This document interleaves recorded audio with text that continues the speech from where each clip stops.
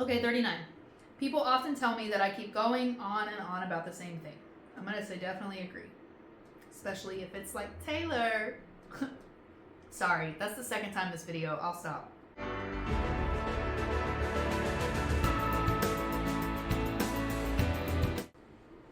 Hi, it's actually Amanda, a woman living life at the intersection of autism, scoliosis, homeschooling, and real estate.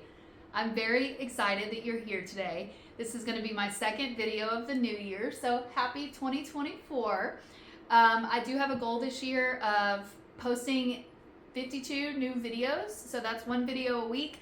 So I would really appreciate it if you could like or comment down below. That of course helps the algorithm. You guys know what to do on YouTube. I don't have to tell you, but I will. And if you are at all interested in the content that I make, I would really appreciate it if you would subscribe down below. So today what we're going to be doing is we're going to be taking a quiz together. So back in November of 2023, I was in some counseling with my husband, and our therapist at the time suggested that I take this quiz called the Highly Sensitive Persons Quiz. And I've taken that quiz in another video. I'll link that down below so you can go and watch that if you'd like. And then after I took that, I very quickly started searching, like, what does that mean? Like, researching. This is a very autistic thing to do that I didn't really know at the time, but just these like deep dives of research that we do, like falling down rabbit holes. That's very typical for an autistic mind. So I had made the joke in therapy that the autism in my family comes from somewhere, but at the time I was not diagnosed. And I just literally like made this joke to be kind of silly and like brush it off when I would have, you know, behavioral things and like things would happen that people around me didn't do or didn't respond in the same way. So anyways, I took this highly sensitive persons quiz, scored very high on that. And the next quiz that I took was something called the Autism Spectrum Quotient. And this is the quiz that we're going to be taking together today. So once we get done with it, I'll tell you what I scored back in November of 2023 when I took it for the first time. And I'll tell you what I scored today, as well as what my neurotypical husband and sisters scored on it when they took it. So let's get going. Okay, so I've got the quiz here. So like I said, this is called the Autism Spectrum Quotient. It's a self-administered questionnaire used to measure autistic traits in adults with an IQ of at least low average. It's required to take the test adequately. Okay, so take the test. Here we go, the AQ. Alrighty, so it says for each statement below, choose one response that best describes how strongly that statement applies to you. Okay, number one. So I have four options to choose from with each one of these. Either definitely agree, slightly disagree, or definitely disagree. Okay, so number one, I prefer to do things with others rather than on my own. That's going to be a slightly disagree. So I would say that there are situations that I do enjoy doing things with other people, but there are probably predominantly more things that I enjoy doing by myself and I would prefer to do by myself rather than as a group activity. And when I say with other people, I mean like my chosen people, like my best friend, my husband, my kids, not just like a random group. Like group work when I was in a classroom setting was a nightmare. I hated it. Okay, number two, I prefer to do the same things. I prefer to do things the same way over and over again. Definitely agree. That's a hard agree for me. I love my routines. Number three, if I try to imagine something, I find it very easy to create a picture in my mind. I would say definitely agree. I am a creative writer. That's what I went to college for and got a degree in, and I've written and published a young adult novel. I'll link that down below too. So being imaginative and creating pictures in my mind is not something that's difficult or challenging for me. One thing that is difficult for me though is picturing people's faces. I have no problem like picturing bodies or coloring or anything like that, but like faces, that one's really hard for me to imagine. Number four, I frequently get so strongly absorbed in one thing that I lose sight of other things. That's definitely agree.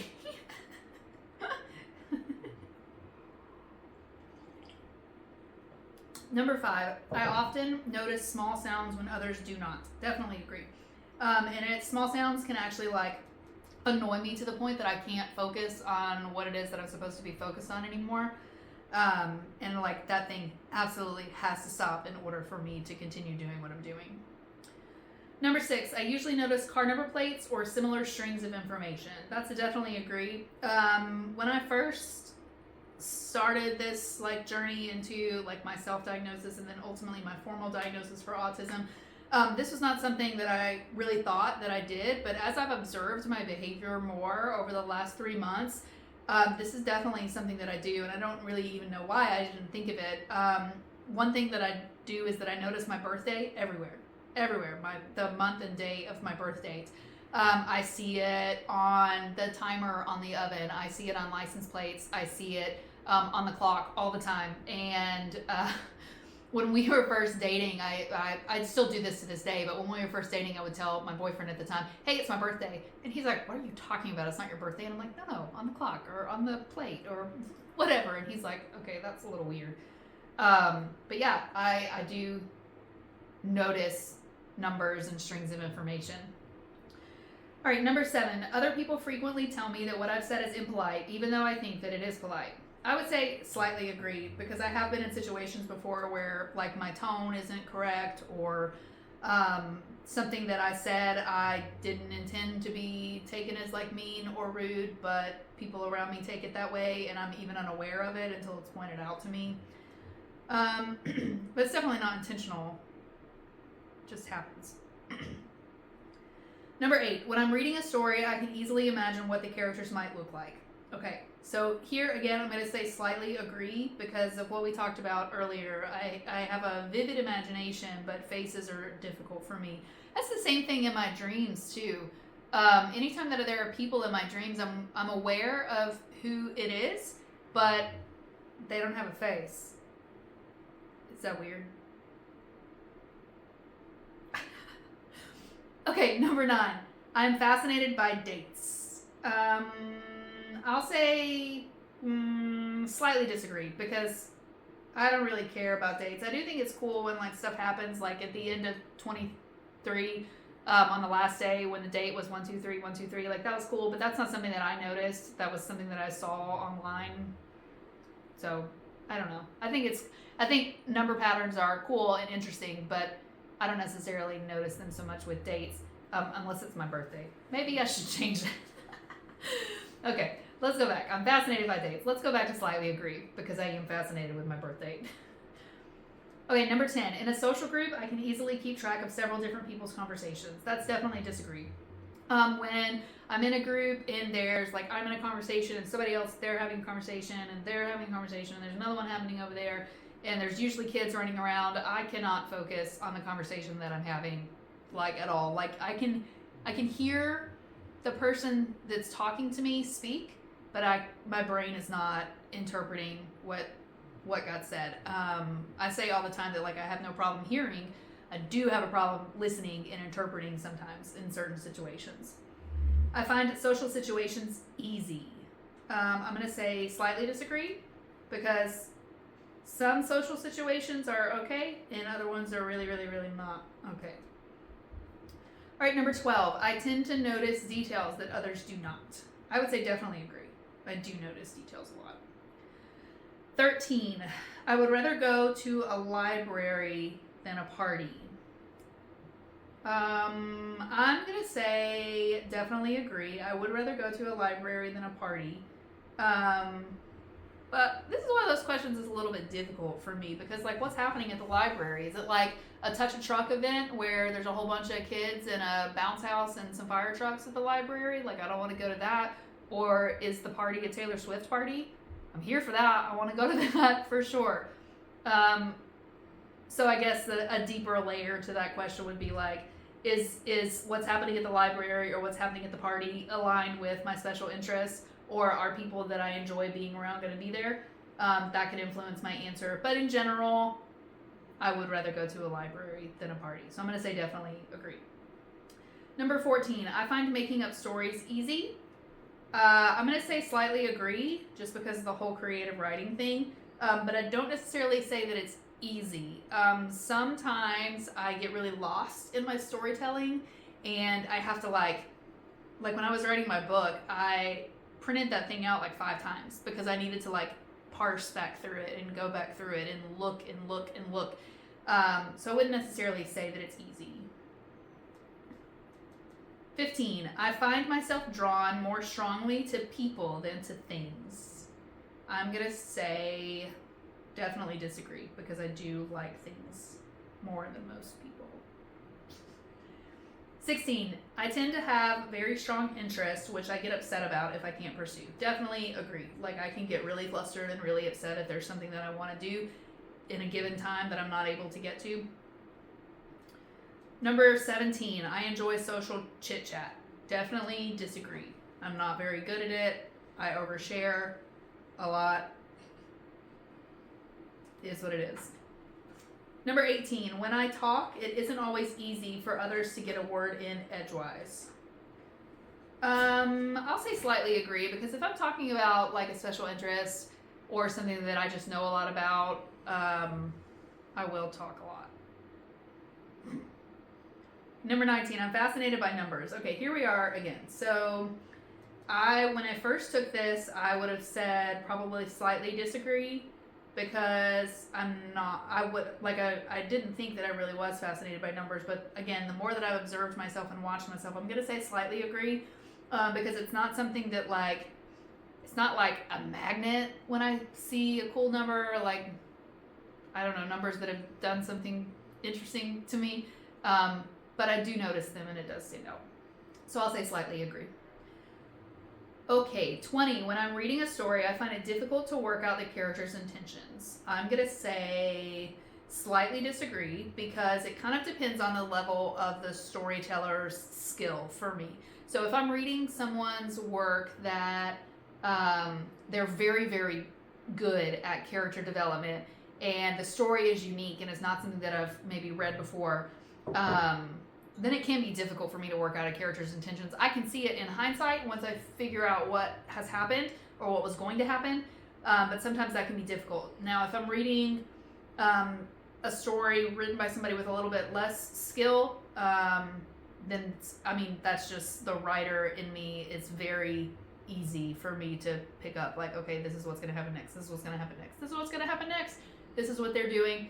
I do it all the time when we're watching TV shows or movies, and it really drives my husband crazy, because he's like, can you just watch the movie? And I'm like, yeah, but he just did this, which means he's going to do this in a minute. So, so I'm going to say disagree with that one. Okay. 21. I don't particularly enjoy reading fiction. Definitely disagree. I love fiction. 22, I find it hard to make new friends. Definitely agree. Making new friends is very difficult. And I do struggle with, like, where the line is, too. Like, I'll meet somebody cool and new that I like, and I'm like, cool, are we best friends now? And of course not. But there's a part of me that's like, okay, you're talking to me and you think that I'm cool. I'm linking arms with you. You're my bestie now. Number 23, I notice patterns in things all the time. Yes, definitely agree.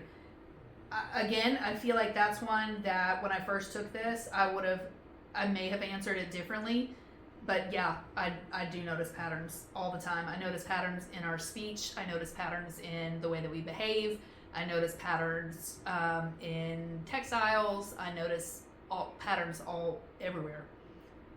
24, I would rather go to a theater than a museum. I'm going to say slightly disagree, because I do love a good museum, especially if it's something that I like. Like, I love studying about archaeology and paleontology and evolution. So if there's a museum that has an exhibit about those things, like 100% I'm there. Theaters can be loud, but I generally like them. I like it loud, and I like that it's dark in there. But theaters can be awkward. I don't like it when there's a lot of people in there. I don't like being in the middle of the aisle. It will ruin my movie experience to be in the middle of an aisle. If there are people that I don't know on either side of me, I can't. I don't like that at all. So I would say that I slightly disagree with this one, because I would probably prefer a museum over a theater. Okay, halfway there. Whoa. Okay, number 25. It does not upset me if my daily routine is disturbed. That's a definitely disagree. It's very upsetting if my daily routine is disturbed. 26. I frequently find that I don't know how to keep a conversation going. I'll say slightly agree because that depends. It really depends on like my interest level in the conversation. If this is something that I don't want to be talking about, or I'm talking to somebody that I don't want to be talking to,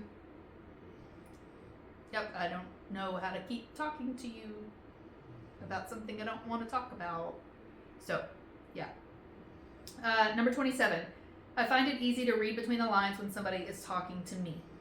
I'm going to say slightly disagree because the question says when someone is talking to me. I'm not necessarily very good at like picking up on that as it's happening, but I will like obsess and ponder and think about an experience or think about a conversation for a while after it's happened, especially if it was like a big one or an important one, and like take the conversation apart. But I'll say slightly disagree because it says when someone is talking to me, and that's definitely something I can miss initially in a conversation. All right, 28. I usually concentrate more on the whole picture rather than the small details. That's going to be a definitely disagree. Sometimes I really struggle, actually a lot of times I really struggle to see a whole picture, and it really requires me taking intentional time and space to make that happen, to see the whole picture. Okay, 29. I'm not very good at remembering phone numbers. I'm going to say slightly agree. I don't really feel like that's a very fair question in 2024. I mean, we've had everybody's phone numbers in our phones for 20 years now, and I remember my childhood phone number. I remember my grandmother's landline that she doesn't have anymore, and I know my husband's cell phone number. So if I ever get arrested, my one call is going to be to my husband, and if he doesn't answer, I'm out of luck. SOL. Okay, number 30. I don't usually notice small changes in a situation or a person's appearance. Definitely disagree. I do notice small changes. 31. I know how to tell if someone is listening. I know how to tell if someone listening to me is getting bored. I would say definitely agree. I do know when someone is, I'll say slightly agree, because if I'm talking about something that I'm really passionate about, I do kind of have to finish what I was going to say before, like, I'm okay to stop talking. Even if I do notice that, like, the person I'm talking to is kind of checked out or, like, bored or not listening anymore, I'll still talk. So I'm going to say slightly agree. But it has to be about something I'm really interested in. If we're just, like, shooting the shit and just talking about nothing, and I'm bored and you're bored, like, I'm aware of that. All right, 32. I find it easy to do more than one thing at once. I'm going to say slightly agree for this one. I mean, I'm a mom, and I work in real estate, and sometimes I really do have to work hard on focusing on just doing this one thing right now, but for the most part, I'm a fairly good multitasker, just because I have to be. That's what my life requires. 33. When I talk on the phone, I'm not sure when it's my turn to speak. Definitely agree. Talking on the phone is the bane of my existence, and I hate it. Yeah. Okay, 34. I enjoy doing things spontaneously. I'm going to say slightly disagree because every now and then something spontaneous can be okay. But generally I need to like have some time and space to wrap my head around something before I'm going to be okay with it. So yeah, slightly disagree. All right, 35. I am often the last to understand the point of a joke. I'm going to say slightly agree because I'm often the last to understand the point of a joke. I'm going to say slightly agree because that doesn't always happen. I'm usually a pretty humorous person myself, and I really enjoy like comedy and humor. But there are situations that I can think of where like I missed it or like I don't get the joke, or so I'll say slightly agree. All right, 36. I find it easy to work out what someone is thinking or feeling just by looking at their face. I'm going to say slightly disagree. That's not an easy thing for me, and I don't always feel like what people's faces look like is what they're actually thinking or telling you. And this is one area that, like, me and my husband are polar opposites. He is a face reader. I don't know, my dog is snoring over there. I don't know if you can hear her or not, but she's so cute. Anyways, yeah, he's a face reader. He can read your thoughts. It's like your class, like, and that's not at all something that I can do. That's not a superpower of mine. All right, 37. If there is an interruption, I can switch back to what I was doing very quickly. Definitely disagree. When I get interrupted doing something, especially if I'm interrupted doing something that's important to me, it's very difficult for me to like re-engage and get back into what I was doing. All right, 38. I'm good at social chit chat. I'm gonna say slightly disagree. I feel like this is kind of part of like masking as a woman. We're supposed to be the chatty Cathys. We're supposed to be the ones that are, you know, gossiping and talking to each other. So like I know how to do it, but I wouldn't say that I'm good at it. Like I said earlier, like I'm just not great at boundaries and knowing what I should talk about and what I shouldn't talk about. And sometimes I open my mouth about something when we're chit-chatting that turns into a much deeper conversation that I didn't go into that interaction expecting to talk about. I do that to myself a lot. Okay, 39. People often tell me that I keep going on and on about the same thing. I'm going to say definitely agree. Especially if it's like, Taylor. Sorry, that's the second time this video. I'll stop. All right, 40. When I was young, I used to enjoy playing games involving pretending with other children. I'm going to say definitely agree. I did enjoy that as a kid. We would, but a caveat to that is that like when we would pretend about like real life scenarios. Like I didn't do like pretend like fairy tale princess kind of pretending. We did like, let's play school or let's play house or let's play doctor, like very real situations that like looking back on now, knowing what I know about myself, I feel like was a kind of like a social story, like a physical social story for me, like a way for me to practice, what school should look like, how I should behave here, what a doctor appointment should look like, how I should behave there, what home should look like, how I should behave there. So, yeah. All right, 41. I like to collect information about categories of things. I'm going to say definitely agree. If I find an article about a new like species of hominids that's been discovered somewhere in a cave in Germany, I'm here for it, and I'm gonna obsess about that article and go find more and more articles about it. I definitely collect information in my mind about categories of things. Okay, 42. I find it difficult to imagine what it would be like to be someone else. I'm gonna say slightly agree here. I think that this is like questioning my level of empathy. And there are situations where I do struggle to like understand what someone else around me wants or thinks or feels, but not always. Like if someone's going through something very challenging or difficult, I can like conceptualize what it must be like to be in your shoes, but not always. So I like to plan any activities I participate in carefully. Definitely agree. I'm a huge planner. 44. I enjoy social occasions. I'm going to say slightly disagree because it depends. It depends on the social occasion. It depends on who's there. It depends on what we're doing and what we're talking about. Some are abhorrent to me, and I absolutely do not want to be there and do that. Some are okay, and some are fun. All right, 45. I find it difficult to work out people's intentions. I'm going to say slightly agree. Because, again, that does take me, like, intentional thought and intentional time. Sometimes it can. All right, 46. New situations make me anxious. Definitely agree. Anxiety is a huge part of my autism. All right, 47. I enjoy meeting new people. I'm going to say slightly disagree because sometimes, most of the time I would say yes. Oh, wait. No, yeah. Okay, sorry. I enjoy meeting new people. Slightly disagree.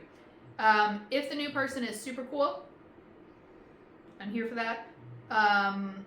If the new person is bothering me in any kind of way, or I don't really like them, or like if it's just like an average new person, a new relationship, I'm not really okay with that. But if I meet somebody and we're like vibrating the same and we're like the conversation's really good, I would definitely say I enjoy meeting new people like that, but not always.